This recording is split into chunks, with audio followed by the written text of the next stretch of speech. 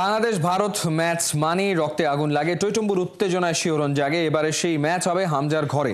সিলেটে ভারতের বিপক্ষে লাল সবুজ জার্সি পরে মাঠ মাতাবেন বাংলার ফুটবলের এই পোস্টার বয়।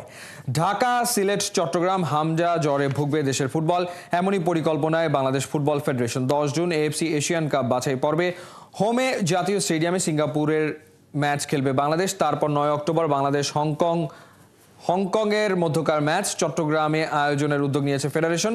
সবচেয়ে হাই ভোল্টেজ ম্যাচটা হতে চলেছে 18 নভেম্বর হামজার ঘর সিলেটে। সেই লক্ষ্যে বাফুফে 26 এপ্রিল নির্বাহী কমিটির সভা চট্টগ্রামে আয়োজন করতে যাচ্ছে।